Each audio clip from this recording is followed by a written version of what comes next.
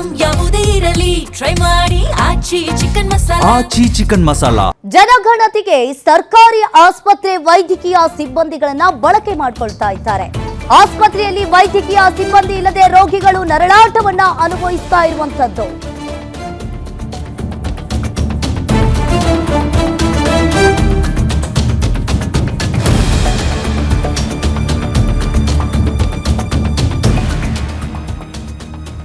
ಜನಗಣತಿಗೆ ಸರ್ಕಾರಿ ಆಸ್ಪತ್ರೆ ವೈದ್ಯಕೀಯ ಸಿಬ್ಬಂದಿಗಳನ್ನ ಬಳಕೆ ಮಾಡಿಕೊಳ್ತಾ ಇದ್ದಾರೆ. ಬೆಂಗಳೂರು ನಗರ ಜಿಲ್ಲಾಧಿಕಾರಿಗಳ ನಡೆಗೆ ರೋಗಿಗಳು ಕೂಡ ಒಂದ್ ಕಡೆ ಆಕ್ರೋಶವನ್ನ ವ್ಯಕ್ತಪಡಿಸ್ತಾ ಇದ್ದಾರೆ.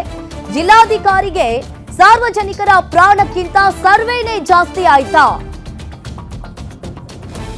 ಆಸ್ಪತ್ರೆಯಲ್ಲಿ ವೈದ್ಯಕೀಯ ಸಿಬ್ಬಂದಿ ಇಲ್ಲದೆ ರೋಗಿಗಳು ಪರದಾಟವನ್ನ ಅನುಭವಿಸುವಂತಾಗಿದೆ.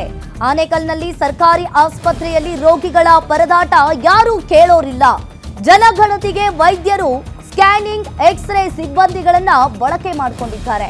ಚಿಕಿತ್ಸೆ ಸಿಗದೆ ಮಹಿಳೆಯರು, ಪುಟ್ಟ ಮಕ್ಕಳು, ವೃದ್ಧರು ಕೂಡ ಪರದಾಡುವಂತಹ ಸ್ಥಿತಿಯಲ್ಲಿ ನಿರ್ಮಾಣವಾಗಿದೆ.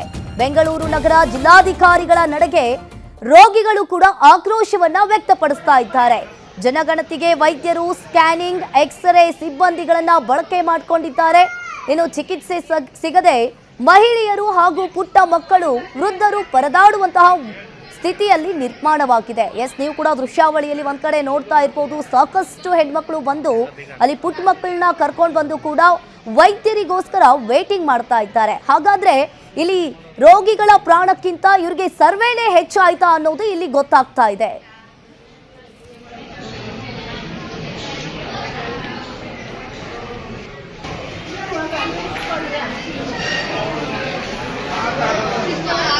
BP ಶುಗರ್ ಅವರ ಚೆಕಪ್ ಹೋಗಿದ್ವಿ ಸರ್, ನೋಡಿದ್ರು ಅಲ್ಲಿ ಮಾತ್ರೆ ಕೊಡೋರಿಲ್ಲ.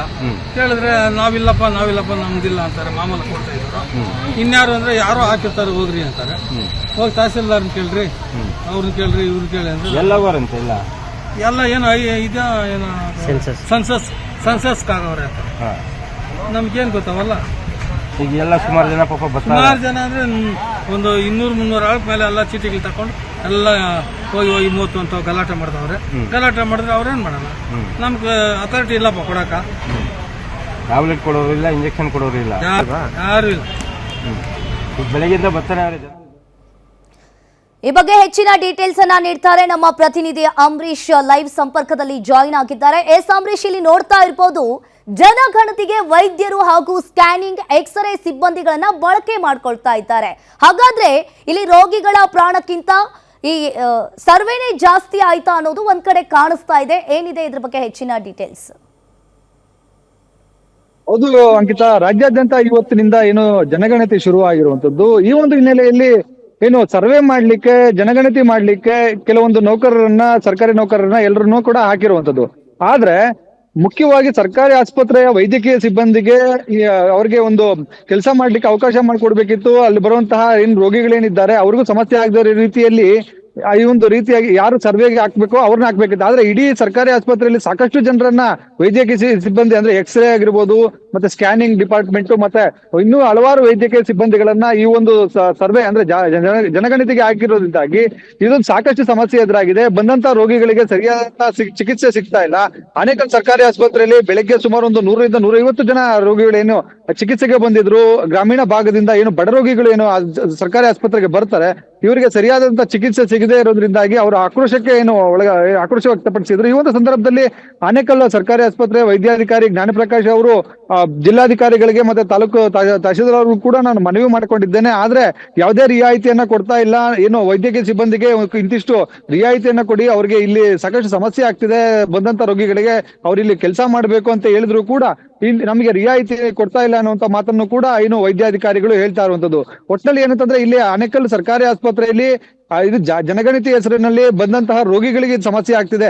ಜನಗಣತಿಗೆ ಏನು ಇಲ್ಲಿ ಸಿಬ್ಬಂದಿಗಳು ಹೋಗ್ತಾರೆ, ಆದ್ರೆ ಇಲ್ಲಿ ಬಂದಂತಹ ಇನ್ನು ರೋಗಿಗಳು ಮತ್ತೆ ಏನು ಸಾರ್ವಜನಿಕರಿದ್ದಾರೆ ಇವರಿಗೆ ಸಾಕಷ್ಟು ಸಮಸ್ಯೆ ಆಗ್ತಾ ಇರುವಂತದ್ದು. ಇದು ದೊಡ್ಡ ಆಸ್ಪತ್ರೆ ಅಂದ್ರೆ ಆನೇಕಲ್ ಸರ್ಕಾರಿ ಆಸ್ಪತ್ರೆ 100 ಬೆಡ್ಗಳ ಆಸ್ಪತ್ರೆ ಆಗಿರೋದ್ರಿಂದಾಗಿ ಇಲ್ಲಿಗೆ ಸಾಕಷ್ಟು ಭಾಗಗಳಿಂದ, ಆನೇಕಲ್ನ ಸುತ್ತಮುತ್ತ ಕಡೆಗಳಿಂದ ಸಾಕಷ್ಟು ಜನ ರೋಗಿಗಳು ಇಲ್ಲಿಗೆ ಬರ್ತಾರೆ, ಚಿಕಿತ್ಸೆಯನ್ನ ಪಡ್ಕೊಳ್ತಾರೆ. ಗರ್ಭಿಣಿಯರು, ಮಕ್ಕಳು, ವಯಸ್ಸಾದವರು ಎಲ್ಲರೂ ಕೂಡ ಬರ್ತಾರೆ. ಆದ್ರೆ ಈ ರೀತಿಯಾಗಿ ವೈದ್ಯಕೀಯ ಸಿಬ್ಬಂದಿನ ಜನಗಣತಿಗೆ ಆಗ್ತದ ಸಂದರ್ಭದಲ್ಲಿ ಈಗ ತುರ್ತು ಪರಿಸ್ಥಿತಿಯಲ್ಲಿ ಆಕ್ಸಿಡೆಂಟ್ ಮತ್ತೆ ಕೆಲವೊಂದು ತುರ್ತು ಪರಿಸ್ಥಿತಿಯಲ್ಲಿ ಬಂದಂತ ರೋಗಿಗಳಿಗೆ ಯಾವ ರೀತಿಯಾಗಿ ಚಿಕಿತ್ಸೆಯನ್ನ ಇವರು ಕೊಡ್ತಾರೆ ಅನ್ನುವಂಥದ್ದು ಯಕ್ಷ ಪ್ರಶ್ನೆ ಆಗಿರುವಂತದ್ದು. ಇದಕ್ಕೆ ಜಿಲ್ಲಾಧಿಕಾರಿಗಳು ಕೂಡ್ಲೇನೆ ಒಂದು ಕ್ರಮ ವಹಿಸಿ ಈ ಒಂದು ಯಾರು ವೈದ್ಯಕೀಯ ಸಿಬ್ಬಂದಿ ಇದ್ದಾರೆ ಅವರನ್ನ ಒಂದು ರಿಯಾಯಿತಿ ಕೊಟ್ಟು ಅವರನ್ನ ಏನು ಕೆಲಸ ಮಾಡ್ಲಿಕ್ಕೆ ಆಸ್ಪತ್ರೆಯಲ್ಲಿ ಕೆಲಸ ಮಾಡ್ಲಿಕ್ಕೆ ಅನುವು ಮಾಡಿಕೊಡ್ಬೇಕು ಅನ್ನೋದು ಸಾರ್ವಜನಿಕರ ಒತ್ತಾಯ ಆಗಿರುವಂತದ್ದು. ಅಂಕಿತ, ಥ್ಯಾಂಕ್ ಯು ಅಂಬರೀಶ್ ನಿಮ್ಮೆಲ್ಲ ಮಾಹಿತಿಗೆ.